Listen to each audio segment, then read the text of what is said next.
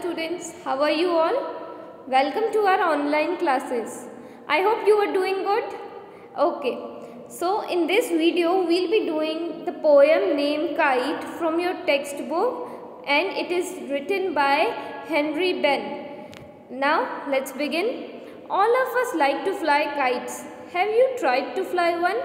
Read this poem about a kite as it's fly in the sky. So in the last lines, poet पहले पूछ रहा है कि have you tried one, okay, कि आपने कभी काइट फ्लाई करी या कभी नोटिस किया कि how it flies, how it looks and what sound it makes. Okay, now the poet अपन को रीडर को एक्सप्लेन कर रहा है कि आप इमेजिन करो. Now poet is asking us to imagine how kite looks when it flies. Okay, so let's begin. We all love flying kites. I think you also like flying kites. Sorry. Now जैसे personally मुझे जैसे पसंद है kite fly करना, तो it is mixed of emotions when we are flying kite. It is beautiful to see kite flying.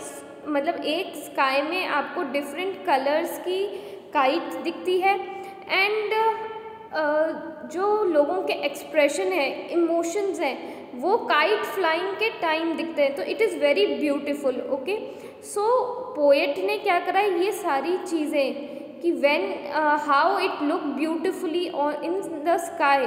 जो kite है कितनी ब्यूटीफुल दिखती है स्काई में when we are flying it.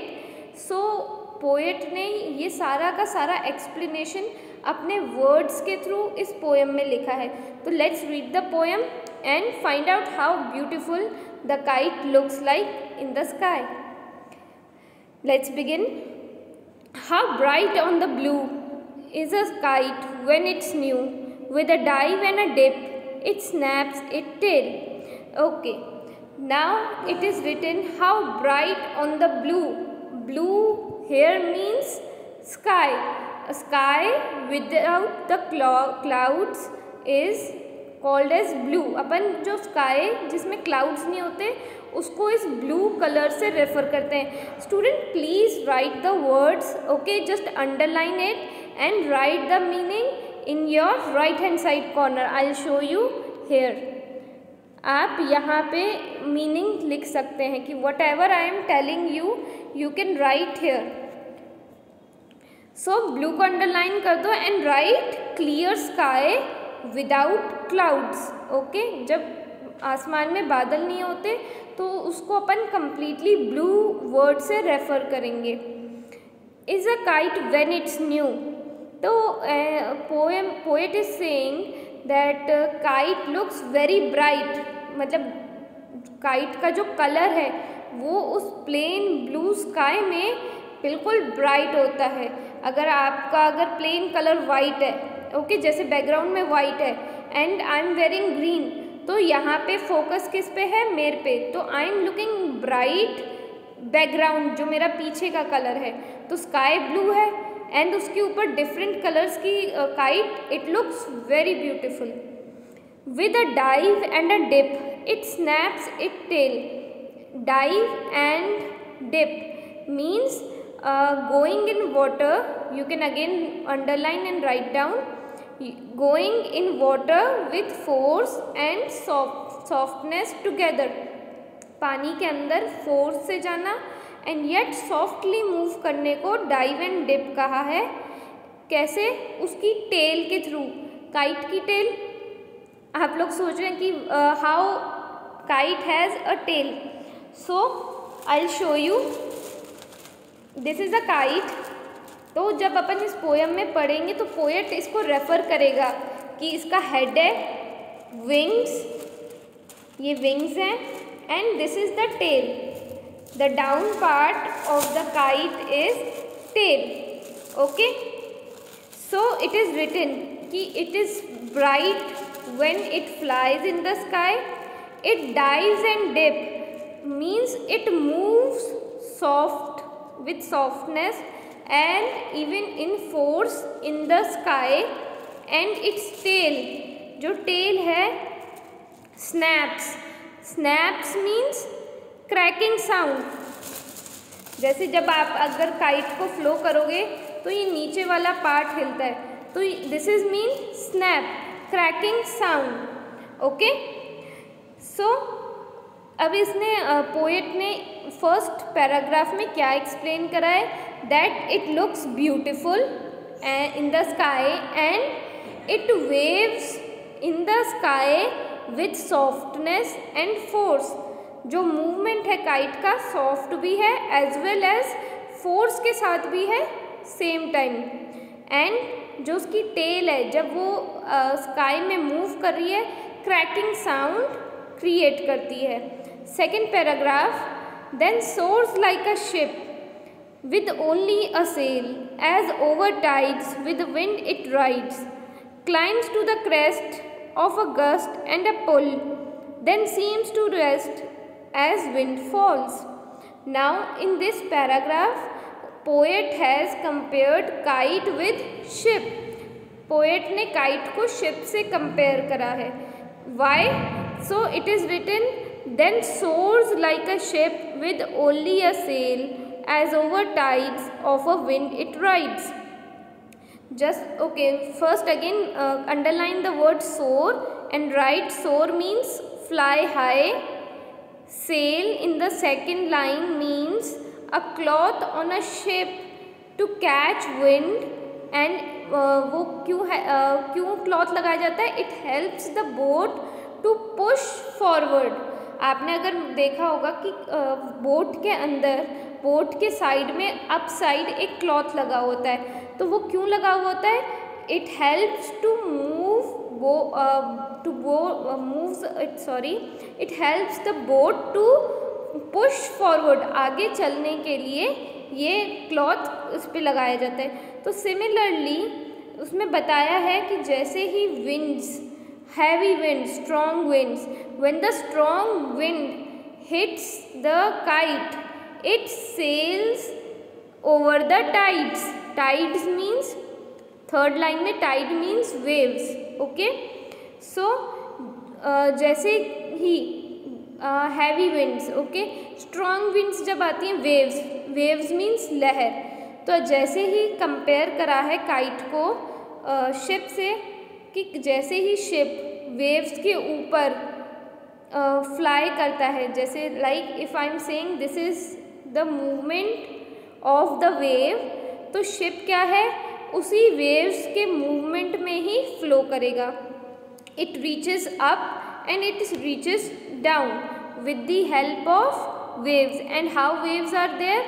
Because there is strong wind. So as when we fly kite we need strong wind so that the kite can be push forward. अपन को अगर kite आगे flow करवानी है, fly करवानी है, तो अपन को हैवी विंड्स चाहिए.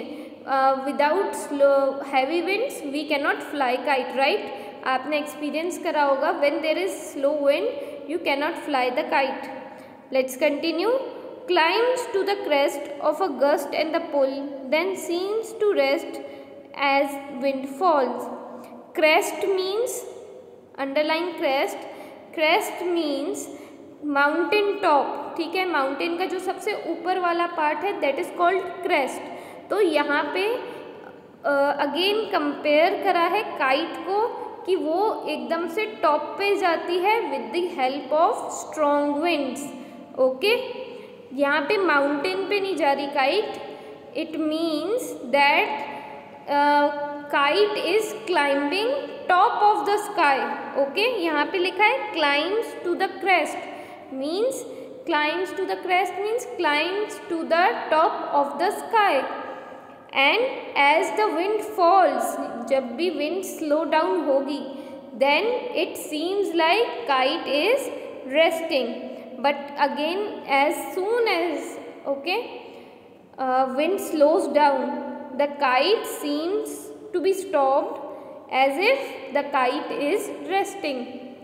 So what we see in the second paragraph, the poet has compared kite to a ship and movement of a ship on the waves, जैसे कि वेव्स के ऊपर शिप अप एंड डाउन जाएगा, वैसे ही जो kite है it will climb up to the sky and again it will come down, and when the wind slows down it seems कि kite has been stopped or it been resting there in the sky. Next line, when string goes slack you wind it back and run until a new breeze blows and its wings fill and it goes and up it goes. So slack means loose. Slack means loose. Okay. So it is said that again the movement of the kite is being compared to the wind. Okay, and the movements of with the help of the wind. Now जैसे कि अपन ने इसमें last paragraph में पढ़ा है, when the wind is slow then we lose the thread. It is written when the string goes loose you wind it back and run until a new breeze blows. Run until here means flies and roll back.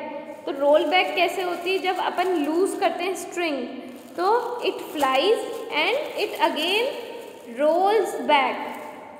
When मतलब कब होता है ये, when the breeze is slow and then जो kite fly करता है वो क्या करता है, we wait till the next breeze blow. A new breeze blow means again when the wind will come it will again start flying. And last lines, a new breeze blows and its wings fill and up it goes. So wings here, तो poet क्या कह रहा है कि जब वापस wind आएगी जो इसकी विंग्स हैं फिल हो जाएंगे एयर के साथ. The wings will fill up with the wind, किससे, with the wind, and it again flies high in the sky.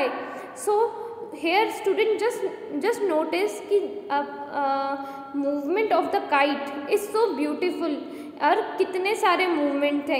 First movement क्या था, that it is moving up and down. even soft movement भी होता है and even with force के साथ भी movement होता है. नेक्स्ट इट इज़ रिटन कि एकदम से कभी काइट टॉप पे जाती है and slowly it comes down and, और वो ऐसा शो करती है कि पहले काइट फ्लाई कर रही है एंड जैसे ही वो नीचे आती है it seems like the kite is resting. Last paragraph, how bright on the blue is a kite when it's new but a ragged thing you never will see when it flaps on a string in the top of the tree. So again जो first line है अपन की वही उन्होंने continue करी है last paragraph में कि it is beautiful to watch a kite in a blue sky. And end में दिया है when but a ragged hair means torn means फटा हुआ, ragged just underline, ragged means torn. So in the end we see poet is trying to make us imagine. Okay, poet अपन को imagine करवा रहा है कि जब kite उस पे trees के ऊपर जब stuck up हो जाती है, it torns means फट जाती है. Then the flyer is the person who is flying. Seems like कि no it is not useful now. वो जो look होता है kite का that is not liked by the people. But a ragged thing you never will see when it flaps on a string in the top of the tree means it is not liked. Kite is not liked by anyone when कब, जब it flaps on the tree and it is torn due to flapping on the tree. जब tree के ऊपर struck हो जाएगी आपकी kite then it flaps. Flaps mean again this movement. Okay, so when it flaps, it turns and the look of the kite is spoiled. So that's all for this video and this poem. Hope you like it, and if you have any queries you can just message me. Thank you so much. Keep learning. Take care.